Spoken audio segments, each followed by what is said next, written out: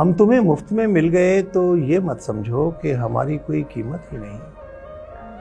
ہماری قیمت ان سے پوچھو جن کے ہاتھ اور دامن خالی رہے. انگلیوں کی پوروں میں ٹھہرا ہوا لمس دیمک بن کر بدن کو چاٹنے لگے. ہم تمہیں مفت میں مل گئے تو یہ مت سمجھو کہ ہماری کوئی قیمت ہی نہیں. ذرا سی کوشش سے کیسا اچھا بنا لیا ہے. تیرے لیے خود کو پھر سے زندہ بنا لیا ہے. میں اپنے اشکوں سے نو ایجاد کر رہا ہوں کہ دل کے پتھر سے میں نے دریا بنا لیا ہے. ہمیں ملا تھا تو کتنا اچھا مکان تھا یہ. ذرا سی مدت میں ہم نے ملبہ بنا لیا ہے.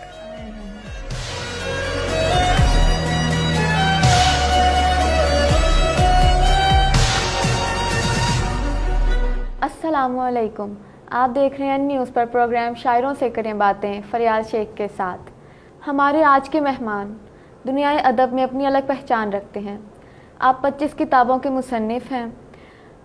ان کی کتابوں اور نظموں کے کئی زبانوں میں تراجم کیے جا چکے ہیں، جن میں سے بیشتر امیزون جیسی ورلڈ وائڈ ویب سائٹ پر موجود ہیں. اس کے علاوہ آپ لٹریچر کے پروفیسر بھی ہیں. کہتے ہیں کہ میں کسی اور زمانے میں بھی آ سکتا تھا، خوش نصیبی نے تیرے عہد کا باشندہ کیا. ڈاکٹر جواز جعفری صاحب، کیسے ہیں sir? Welcome in the show. Thank you so much. آپ کیسی ہیں؟ ٹھیک ٹھاک ہیں؟ بالکل ٹھیک سر. سر آپ کو سب سے پہلے ہم یہ پوچھنا چاہتے ہیں کہ کب پتہ چلا کہ آپ شعر کہہ سکتے ہیں؟ میں بہت چھوٹا تھا. مجھ پہ شعر نازل ہونے سے پہلے تنہائی نازل ہوئی. تنہائی میں سمجھتا ہوں کہ معرفت ذات کا پہلا زینہ ہے. کیونکہ آپ مولا علی کا ایک قول ہے، من عرف نفسہ فقد عرف ربہ. تو جو اپنے آپ کو نہیں پہچانتا وہ اپنے خدا کو یا اپنے ارد گرد پھیلی کائنات کو بھی نہیں پہچان سکتا. تو مجھے کوئی 6 7ویں کلاس میں ہی مجھے ایسے لگا کہ میرے دل کی شاخ پہ کوئی تخلیق کا پھول کھلا ہے. اور مجھے اسی عمر میں لگنا شروع ہو گیا کہ میں اپنے باقی نہ صرف بہن بھائیوں سے مختلف ہوں، بلکہ میرے آس پاس جو دوست احباب تھے میں ان سے بھی مختلف ہوں. اور مجھے یہ احساس ہو رہا تھا کہ قدرت مجھ سے کوئی کام لینا چاہتی ہے. اور اس تنہائی کو پہلے تو میں بہت میں مختلف جگہوں پہ، اگر میرے گھر کے لوگ فرض کریں ڈرائنگ روم میں ہیں تو میں اپنے کمرے میں چلا جاتا تھا، وہاں میری والدہ آتی تھی تو میں باہر نکل جاتا تھا. اچھا اگر وہاں گلی میں آ گئے ہیں تو میں دور دور چلا جاتا تھا، کھیتوں میں چلا جانا یا تو اس طرح کے میرے فیلنگز تھے اس زمانے میں. تو پھر آہستہ آہستہ میں جب کافی تنہا میں نے گھوم پھر لیا تو پھر میرے آہستہ آہستہ شعر نازل ہونا شروع ہو گئے. تو اب لین شاعری مجھے نہیں معلوم، ظاہر ہے کہ بغیر کسی استاد کے ایسی تھی. لیکن اس زمانے میں قریب استاد بھی کوئی نہیں تھا جس کے پاس جایا جائے، سیکھا جائے. سو میں اکیلا تھا. میں اور میری تنہائی سے ہی باتیں کی گئی اور تنہائی ہی استاد تھی. تو اس طرح مجھے چھوٹی عمر میں ہی شاعری جو ہے وہ اس کا سامنا ہوا.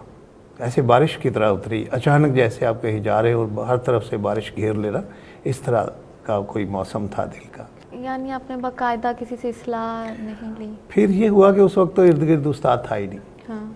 اور جب میں کالج میں آیا تو ہمارے کالج میں ایسے دوست مل گئے جو ان کے بھی کوئی استاد نہیں تھے. اچھا پھر ہم سب ایک دوسرے کے شاگرد اور استاد ہو گئے. ہم نے ایک دوسرے سے سیکھا. ہم ایک دوسرے کی غلطیاں جو ہمیں اس زمانے میں جتنا ہمارا نالج تھا وہ ہم نکال دیا کرتے تھے، ایک دوسرے کو بتاتے تھے کہ یہ تمہارا مصرع وزن میں نہیں ہے. لیکن میں نے اس کی کمی بے حد مطالعے سے پوری کر لی. یعنی میں نے اپنے کالج کی لائبریری کی ہر بک پڑھ دی تھی. تو اس سے یہ ہوا کہ کلاسکس پڑھنے میں بڑی مدد ملی اور اس سے یہ فائدہ بھی ہوا کہ کیا نہیں کہنا. آج کل تو لوگ کلاسک پڑھتے ہی نہیں نا. آج کل کے شاعروں کا تو یہ نا کہ سوشل میڈیا سے ہی نازل ہوئے ہیں اور باقی جو سٹیپ ہے یہاں تک آنے کے زینے ہیں انہوں نے کچھ طے نہیں کیے. تو لیکن ہم نے وہ سارے زینے طے کیے. اور پھر جب میں نے کئی بار سوچا کسی اچھے شاعر کو استاد بناؤں، کیونکہ میں اس زمانے میں غزل کہتا تھا تو غزل کے لیے ظاہر ہے آپ کو استاد رکھنا چاہیے. لیکن طبیعت جو تھی وہ بہت موزوں تھی اور میرا خیال بہت ہی کم ضرورت پیش آئی کسی استاد کی. لیکن میں نے جس سے بھی کچھ سیکھا میں سبھی کو اپنا استاد ہی سمجھتا ہوں. بالکل ٹھیک سر. سر آپ کی 2 اینٹی وار کے بکس بھی ہیں جہاں شاعر ہجر و وصال کے قصے سناتے ہیں, وہاں اپنے جنگ کے خلاف بات کی. آپ کا دھیان کیسے گیا اس طرح؟ دیکھیں یہ کوئی آسان بات نہیں ہے جو میں نے کی. جی سر. اور اس کے لیے میں نے بہت قیمت ادا کی, بڑے دکھ اٹھائے ہیں.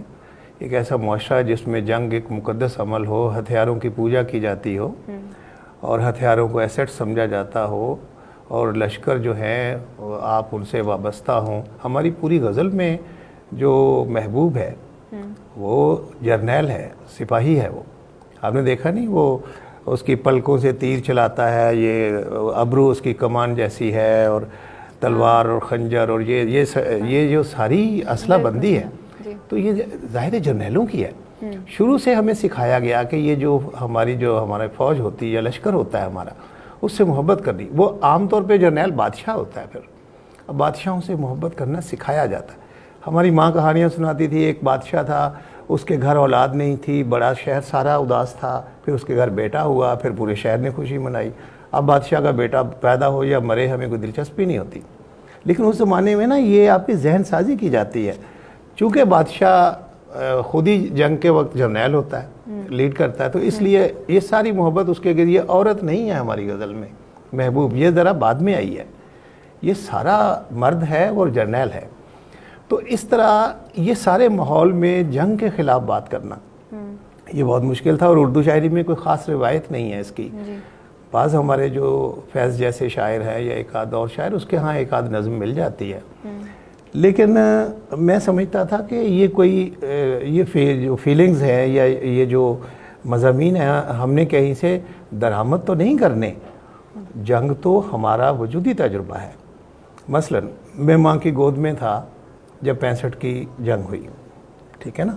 تو جب ہم بچے تھے, تھوڑا ہوش سنبھال رہے تھے, تو ارد گرد ہم دیکھ رہے تھے 65 کی جنگ کے اثرات دیکھ رہے تھے. اچھا 71 میں ایک اور جنگ ہوئی, اور اس میں مجھے اتنا یاد ہے کہ ایک دم ہماری والدہ جو ہے ہمیں اٹھا کے کمرے میں لے جاتی تھی. اس صحن میں بھی ایک مورچہ تھا, اس میں سارے اپنے آپ کو چھپا لیتے تھے. اچھا رات کو پتہ چلتا تھا لائٹیں بند کر دیں, جو 61 کی وار کی باتیں ہو رہی, تو بند کر دیں, جہاز آ گئے ہیں دشمن کے, گولہ باری ہوگی یہ وہ. اب پیدا میں ہوا ہوں جنگ کے زمانے میں, بڑا ہو رہا ہوں تو ایک جنگ لگی ہوئی ہے. پھر آگے آئے تو آپ دیکھیں نا, روز ہماری سرحدوں پہ حملے ہوتے ہیں ایک دوسرے پہ. اچھا پھر کشمیر کا ایشو ہے, یہ بھی جنگ تھی. پھر کارگل آ گیا, اور اس طرح پھر ہمارے ہمسائے میں جنگ لڑی جا رہی تھی, افغان وار. اور پھر وہ افغانستان سے وہ جب فارغ ہوئے تو وہ ہمارے گلی کوچوں میں آ گئے. اب آپ پچھلے 10-12 سال کا منظرنامہ دیکھیں کہ کون سی بلڈنگ ہے جس کے سامنے پتھر کے بلاکس نہیں ہیں. آپ اپنے شہروں میں گھومیں پھریں تو آپ کو لگتا نہیں کہ یہ ایک ایسا معاشرہ ہے جسے جنگ کا سامنا ہے, ٹھیک ہے نا. تو اس طرح اس موضوع کو نظر انداز کر دینا, اور جیسا کہ آپ نے شروع میں کہا کہ صرف عورتوں کے زلفوں کی اور ہونٹوں کی اور رخساروں کی باتیں کرنا. شاعری کا تو مطلب ہی یہ لیا جاتا ہے کہ عورتوں سے بات کرنا یا عورتوں کے متعلق بات کرنا. عورتوں سے متعلق بات کرنا. لیکن یہ کلاسک غزل جو ہے یہ پاکستان بننے کے آس پاس کے دنوں میں نا اپنے نقطۂ عروج کو چھو چکی تھی. اس کے بعد پھر جدید غزل آئی ہے, نئی غزل جو آئی ہے, نیا ادب آیا ہے, تو اس میں پھر یہ عورتوں سے باتیں کرنا نہیں رہ گئی. اس میں زندگی کا جو پھیلاؤ ہے, ہم نے وہ سارے مضامین, وہ سارے تجربے, وہ سارے ذائقے شاعروں نے غزل میں شامل کر لیے تھے. اچھا میں نے پھر میری ایک کتاب آئی تھی موت کا ہاتھ کلائی پر ہے, تقریباً اس کے 60-70 زبانوں میں ترجمے ہوئے, اور میں نے کبھی کسی سے نہیں کہا کہ اس کا ترجمہ کریں. اچھا سب سے پہلا ترجمہ اس کا چائنا نے کروایا تھا, اور اس کے بعد وہ تقریباً دنیا کی ہر زبان میں ہے. لوگ خود ہی کر کے نا اس کے ترجمے تو پوسٹ کر رہے ہوتے ہیں, مجھے بھی بھیج دیتے ہیں کچھ. تو اس کے بعد میں نے ایک مجموعے کے بعد نا مجھے محسوس ہوا کہ ابھی کچھ تجربے, کچھ مضامین باقی ہیں, تو میں نے پھر ایک اور کتاب اسی پہ لکھی, کیونکہ مجھے لگا کہ ایسے ہی کوئی سمجھے, شاید دوست سمجھے کہ کوئی ابال تھا جو نکل گیا, یہ اس کا مسئلہ نہیں ہے. جنگ میرا مسئلہ ہے. میں ہتھیاروں کے خلاف ہوں, میں فوجوں کے لشکروں کے خلاف ہوں، میں جنگوں کے خلاف ہوں، میں تباہی، میں سمجھتا ہوں کہ جنگ کے خلاف یعنی جنگ کے بعد کی تباہی لکھنے سے بہتر ہے کہ جنگ سے پہلے اس کی مخالفت کی جائے. ٹھیک ہے، تو وہ نوحے نہیں میں نے لکھے، وہ اس طرح کے میں نے مطلب آنکھ میں آنکھ ڈال کے ڈٹ کے بات کی ہے. میری آواز کمزور ہو سکتی ہے، تنہا ہو سکتی ہے، لیکن دنیا بہت عزت دیتی ہے اس آواز کو. اور پھر میں نے ایک اور مجموعہ لکھا ہے، اس کا نام ہے متبادل دنیا کا خواب. یعنی اس دنیا کے پیرلل ایک اور دنیا، اور وہ دنیا ظاہر ہے امن کی، آشتی کی، محبت کی، بھائی چارے کی، امن کی دنیا ہے، جس کا میں نے اس مجموعے میں خواب دیکھا ہے. اس کتاب کے بھی ترجمے پوری دنیا کے تقریباً ہر زبان میں ہو گئے ہیں. میری کتابیں دنیا کے بہت سے ملکوں میں چھپتی ہیں اور شاعری کے تراجم ہوتے ہیں. شاید دنیا کی بڑی بڑی جو آج کل کلیکشنز آتی ہیں دنیا میں شاعری کی، سبھی میں میری نظمیں ہوتی ہیں. 5 کتابیں میری، جیسا کہ آپ نے کہا امیزون بیچتا ہے، ویسے بھی پروڈیجی جو سٹور ہے امریکہ کا اتنا بڑا، وہاں بکتی ہیں میری کتابیں. تو مطلب یہ میں دنیا تک جو پہنچا ہوں وہ اسی جنگ کی وجہ سے پہنچا ہوں. آج ہم ایک پاکستانی شاعر جو یہاں بیٹھا ہوا ہے، پوری دنیا جنگ پہ لکھ رہی ہے اس وقت. میرے دوست احباب جو دنیا میں شاعر ادیب ہیں، سبھی جو نہیں جانتے، وہ بھی ایک تحریک برپا ہے دنیا میں نا جنگ کے خلاف. یہ نہیں کہ پاکستان میں تو شاید لوگوں کو پتہ بھی نہیں ہوتا، لیکن دیکھیں کہ اب میرے بعد کتنے شاعروں کی نظموں، ابھی نجمہ منصور کی نظموں کا مجموعہ آیا جنگ کے خلاف، ابھی اورنگزیب نیازی صاحب کی کتاب آئی ہے جنگ کے خلاف نظموں کا مجموعہ، اور بہت سے لوگ دھڑا دھڑ.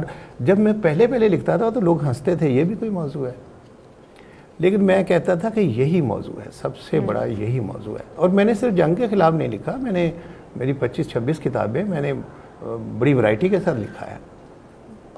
سر، شاعری ایک کتھارسس کا عمل ہے، تو آپ کے نزدیک آپ کا پسندیدہ وے آف ایکسپریشن کیا ہے، نظم یا غزل؟ میں شاعری کو کتھارسس نہیں سمجھتا، میں اسے ذمہ داری سمجھتا ہوں. یہ پیغمبرانہ کام ہے کہ آپ کا ایک رول ہے سوسائٹی کے اندر، تو آپ وہ رول ادا کریں نا. آپ دیکھیں نا جنگ لگی ہوئی ہے تو آپ سامنے آئیں، سامنے آ کے جنگ کی مخالفت کریں. اور شاعروں نے یہ کیا ہے. اب دیکھیں نا دوسری جنگ عظیم کے دوران جو اپنا رسل ہے، اس نے خود برطانیہ کے خلاف آواز اٹھائی اور جنگ کے دوران پورا عرصہ جیل میں رہا. اسی طرح سارے لوگ جو ہے ان کا ادیب کی ذمہ داری، ادیب مطلب ادیب اور عاشق میں ایک چیز مشترک ہوتی ہے، عاشق اور شاعر میں، کہ دونوں اپنا جو سر ہے نا ہتھیلی پہ لے کے نکلتے ہیں. تو ہم اپنے سر ہتھیلی پہ لے کے نکلتے ہیں، اور یہ ہم کسی کو ٹیز نہیں کرتے، کسی کو مطلب جیسے لوگ کرتے ہیں نا جنہیں آج کل اٹھایا جا رہا ہے. مجھے بھی لوگ پوچھتے ہیں آپ کو نہیں اٹھا رہے. میں کہتا ہوں کہ میرا یہ مسئلہ ہے، میرا یہ نظریہ ہے، میں لوگوں کو تکلیف دینے کے لیے بات نہیں کرتا. میں اس لیے نہیں کرتا لوگ میری طرف متوجہ ہوں. میں لوگوں کو چتاونیاں نہیں دیتا کہ آئیں مجھے پکڑ لیں، میں اس طرح نہیں کرتا. اور میں دنیا بھر کے ہتھیاروں کے خلاف ہوں، صرف یہ نہیں کہ پاکستان کے ایٹم بموں کے خلاف ہوں اور باقی دنیا جو ہے وہ رکھے. نہیں، ایٹم بم ہونے ہی نہیں چاہیے. لشکر اگر نہیں ہونے چاہیے تو ہمارا بھی نہیں ہونا چاہیے اور دنیا میں بھی نہیں ہونے چاہیے. جنگیں اگر نہیں ہونی چاہیے تو یہ تھوڑی ہے کہ مطلب کسی ملک کو اجازت دی جائے اور کسی کو نہ دی جائے لڑنے کی. نہیں ہونا چاہیے. اس سیارے کو دیکھیں کتنی خوبصورت بات ہے کہ آپ کی جو کہکشاں ہیں اس میں 1 خرب سے 5 خرب سیارے اور ستارے ہیں، جن میں یہ ایک ہے جس پہ زندگی ہے. اور اس زندگی کے پھول کو ہم چاہتے ہیں کہ روند ڈالیں، یہ مرجھا جائے. اور میں نے تو اس طرح کے بھی خواب دیکھے، اس میں متبادل دنیا کا خواب جو کتاب ہے، کہ زندگی کو اس سے پہلے کہ ہماری کسی غلطی کی وجہ سے، ہمارے ہتھیاروں کی وجہ سے، جنگوں کی وجہ سے زندگی جو ہے یہاں سے مٹ جائے، تو اس کو کہیں کسی اور سیارے پہ شفٹ کرنا چاہیے ہمیں. ٹھیک ہے نا. اور کسی دوسرے سیارے پہ زندگی کے نمونے لے جانے چاہیے تو یہاں ختم ہو جائے، کہیں اور یہ پھول کھلا رہے. اور میں نے کہا کہ کچھ میوزک کے نمونے لے جائیں، کچھ شاعری کے نمونے لے جائیں، کچھ پینٹنگز لے جائیں، اس طرح کچھ اور جو فائن آرٹس کے ہیں، کوئی گانے کی والی آوازیں لے جائیں، کہیں بچی رہیں. مجھے نہیں لگتا کہ اگلی ہزاری میں ہم ہوں گے یہاں، جتنے ہتھیار ہیں. اب دیکھیں کل پرسوں جو ہوا ہے ایران میں، यहाँ से जंग अजीम शुरू हो सकती है। अब देखिए पहली या दूसरी जंग अजीम मैं अब थोड़ा मतलब क्लियर नहीं हूँ, लेकिन वो कैसे शुरू हुई थी कि एक जुलूस जा रहा था, करीब से एक गालिबन हंगरी का शहजादा गुजरा और उसकी लपेट में मारा गया, जंग शुरू हो गई। और देखिए पूरी दुनिया जला के राख काट डाली उसने। जंगें बहुत मामूली वाक़यात से शुरू हो जाती हैं, और हमारे यहाँ तो ये सारे तालियां बजाने वाले हैं। और मैंने एक हुब्बुल वतनी का भी नया कॉन्सेप्ट दिया है। मैं ये समझता हूँ कि हुब्बुल वतनी ये नहीं है कि आप हर वक्त तालियां बजाएं, जंग करो, वहाँ मारें हथियार और यहाँ फेंकें और वहाँ हमला करें, ये नहीं है हुब्बुल वतनी।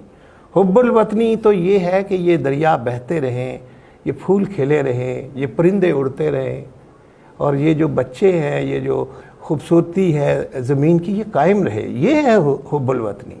वो हुब्बुल वतनी नहीं है कि मतलब जिसमें आप झूठ बोलनी है, काशवाणी है इस तरह के। ये तो ऐसे है जैसे आप आग लगी हुई है उस पर तेल डाल रहे हैं। हमारे सारे शायर, अब चुप है, हम उन पे बात नहीं करेंगे, लेकिन जंग लगेगी तो हर बंदे के अंदर से एक शायर बरामद होगा जो तराने लिखेगा। खुदा का शुक्र है कि मैंने अपने कलम को जंगी तरानों से आलूदा नहीं किया। सर, मेरी नज़र से आपकी तवील नज़में भी गुजरी, तो आपको नज़में कहना ज़्यादा पसंद है? शुरू में तो मैं गज़ल कहने वाला शायर हूँ बेसिकली। मैंने गज़ल में काफ़ी लिखा है और बड़ी मतलब पजीराई भी हुई गज़ल की, और लोगों ने बड़े नाक़दीन ने मेरी शायरी पे तकरीबन 100 आर्टिकल है। तो कोई ऐसा अदीब नहीं है, नक़ाद नहीं, जिसने नहीं लिखा। लेकिन असल मसला ये है कि बहुत अच्छा अदीब होना जो है ना, ये अदीब अपने फ़ैसलों से अदीब होता है। अपने बारे में फ़ैसला कब करना है, क्या करना है, अब इससे अदीब बनता है, मैं ये समझता हूँ। मुझे भी जल्दी एहसास हो गया कि क्या इस गज़ल को जारी रखा जाए। मुझे एहसास हुआ कि ये ज़माना जो है ना अब नज़्म का आ गया है, और नज़्म में जो सहूलतें हैं वो गज़ल नहीं देती वो सहूलत हमें। और अब देखें ना, अभी मेरा लेटेस्ट मजमूआ जो असातीर पे है, असातीर पे ग़ुलाम हुसैन साजिद वगैरह ने असातीर पे शेर कहे हैं, लेकिन वो पूरी गज़ल में एक शेर है, मजमूए में 10 शेर होंगे। लेकिन मेरी पूरी नज़मों की किताब आई है जिसमें मशरक़ व मग़रिब की असातीर जो है वो आई है, मतलब मौजू बनी है। ये नज़्म कर सकती थी। और अदीब को देखना चाहिए कि यानी हम चिपक जाते हैं ना एक चीज़ के साथ। हमारे जो दुनिया भर में जो मैं ये समझता हूँ जो लिखने पढ़ने वाले, पेंटर, गाने वाले, ये सारे नकल कर रहे होते हैं किसी की। अपना लहजा, अपनी तर्ज, अपनी दुनिया कोई आबाद करता है दुनिया में, और जो करता है उसका नाम होता है। तो ये है कि मतलब मुझे लगा कि मुझे अगर दुनिया तक पहुंचना है, गज़ल आपको बर्रे सगीर से बाहर नहीं जाने देती। मेरे मौज़ूआत ऐसे थे कि इन्हें मैं चाहता था कि ये दुनिया में जाए, लोग इन्हें देखें, पढ़ें। अब देखें ना, आपका गालिब और मीर क्या पाए के शायर हैं, आपके अनीस कितने बड़े शायर हैं। लेकिन कल परसों मुझे एक बंदा पूछ रहा था कि क्या अनीस के मरसिये से दुनिया आगाह है, तो मैं बड़ा हैरान हुआ। मैंने कहा हाँ, अगर तर्जुमा हो जाए तो आगाह है। लेकिन इतनी खूबसूरत शायरी को पूरी बारीकियों के साथ, मौजू की बारीकी के साथ, अच्छा उसके ज़बान की बारीकी के साथ आप कैसे ले जा सकते हैं किसी और ज़बान में? नहीं जाएंगे, ठीक है ना। वो तारीख़ जाएगी सिर्फ कि ये वाक़या फ़लाँ मौके का फ़लाँ, वो वाक़यात से चले जाएंगे। इसलिए मैंने नज़्म को इजहार का वसीला बनाया, और कई मजमूए गज़ल के देने के बाद अच्छा उससे ये होता है कि बड़ी आसानी से आप लोगों तक पहुंच जाते हैं, ठीक है ना। नज़्म जो होती है उसके सर, आप अपनी कोई नज़्म सुना दीजिए। अच्छा, मैं आपको नज़्म सुनाता हूँ जो मुझे लगता है मेरी नहीं है, क्योंकि वो इतनी हर बंदा अपनी समझ के पढ़ता है, लेकिन मैं आपकी खिदमत में पेश कर देता हूँ कि एक नज़्म है, मोहब्बत करारदाद नहीं। ठीक। आमतौर पे मैं रोमांटिक नज़में नहीं लिखता, लेकिन ये बहुत पुरानी नज़्म है। तो आजकल मेरी नज़्म ज़रा और तहज़ीबी और तारीख़ी ज़ावियों के साथ आगे बढ़ती है। तो हम तुम्हें मुफ्त में मिल गए तो ये मत समझो कि हमारी कोई कीमत ही नहीं। हम तुम्हें मुफ्त में मिल गए तो ये मत समझो कि हमारी कोई कीमत ही नहीं। हमारी कीमत उनसे पूछो जिनके हाथ और दामन खाली रह गए। क्या बात। तरस और मोहब्बत में बहुत फ़र्क है, तरस और मोहब्बत में बहुत फ़र्क है, और जब तक तुम्हें इनमें फ़र्क नज़र नहीं आता हम भी तुम्हें नज़र नहीं आएंगे। क्या कहने हैं। मोहब्बत हमारा हक समझकर हमें दो, मोहब्बत हमारा हक समझकर हमें दो, तरस और हमदर्दी की ज़कात अपने पास रखो, हम अपाहज नहीं हैं। मोहब्बत हमारा हक समझकर हमें दो, तरस और हमदर्दी की ज़कात अपने पास रखो, हम अपाहज नहीं हैं। मोहब्बत करारदाद नहीं जिसे तोड़ा ना जा सके, मोहब्बत करारदाद नहीं जिसे तोड़ा ना जा सके। बोसे ज़बान के नीचे पड़े पड़े जहर बनने लगे तो उनको थूका भी जा सकता है। मोहब्बत करारदाद नहीं जिसे तोड़ा ना जा सके, बोसे ज़बान के नीचे पड़े पड़े जहर बनने लगे तो उन्हें थूका भी जा सकता है। उंगलियों की पोरों में ठहरा हुआ लम्स दीमक बनकर बदन को चाटने लगे तो हाथों को तर्के ताल्लुक की दीवार से रगड़ा भी जा सकता है। और आखिरी स्टैंज़ा है कि सुनो, कॉलर के फूल से दिल का कांटा बनने में सिर्फ एक लम्हा लगता है। कॉलर के फूल से दिल का कांटा बनने में सिर्फ एक लम्हा लगता है। हम तुम्हें मुफ्त में मिल गए तो ये मत समझो कि हमारी कोई कीमत ही नहीं। हमारी कीमत उनसे पूछो जिनके हाथ और दामन खाली रह गए। वाह वाह सर, क्या कहने।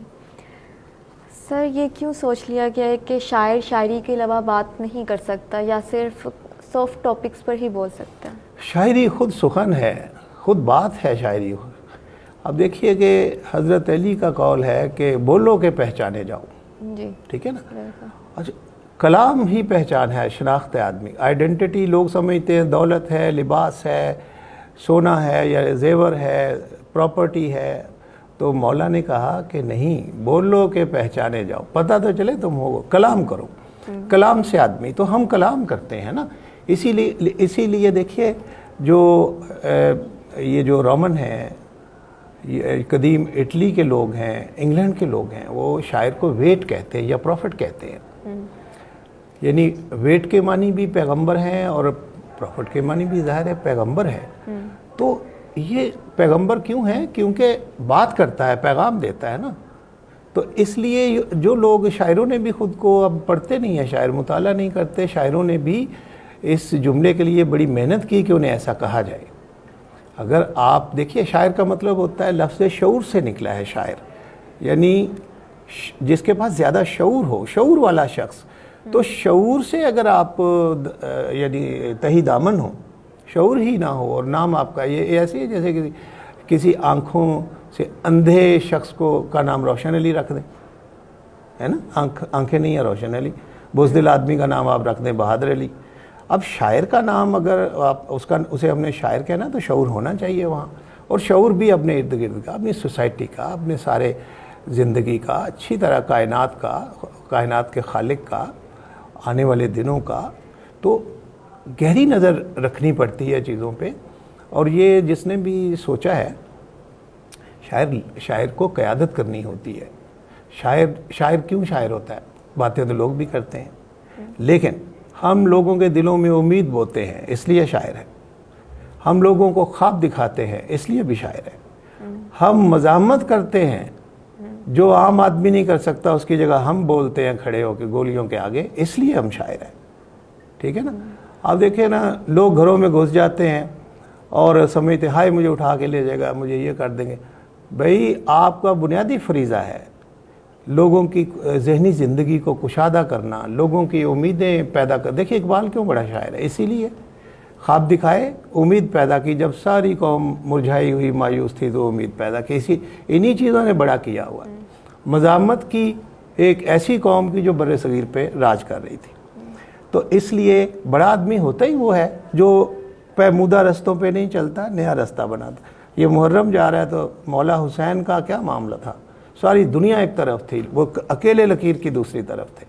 तो ये जो मज़ामत है, ये जो मकावमत है, ये जो इनकार है, یہ انہیں حسین بناتا ہے. ورنہ کیسے کیسے اصحاب زندہ تھے, لوگ کمروں میں دبک کے بیٹھے ہوئے تھے ایک ظالم شخص کے سامنے, لیکن پیغمبر کا بیٹا باہر آیا. اور دیکھیں کوئی آپ کو عزت سے جینے نہ دے تو عزت سے موت کا انتخاب تو کیا جا سکتا ہے, عزت سے مرا تو جا سکتا, ٹھیک ہے نا. وہ بھی بے عزتی کی موت ہی بہت سے لوگ جو بے عزتی کی موت مرتے ہیں. تو اس لیے شاعروں کو پڑھنا لکھنا چاہیے اور بہت زیادہ باشعور ہونا چاہیے شاعروں. Good question. ذرا سی کوشش سے کیسا اچھا بنا لیا ہے سر, یہ اچھا سنا دیجیے. سناؤں؟ جی سر. شکریہ آپ کا. ذرا سی کوشش سے کیسا اچھا بنا لیا ہے, واہ. ذرا سی کوشش سے کیسا اچھا بنا لیا ہے, تیرے لیے خود کو پھر سے زندہ بنا لیا ہے. کیا بات. شکریہ. ذرا سی کوشش سے کیسا اچھا بنا لیا ہے, تیرے لیے خود کو پھر سے زندہ بنا لیا ہے.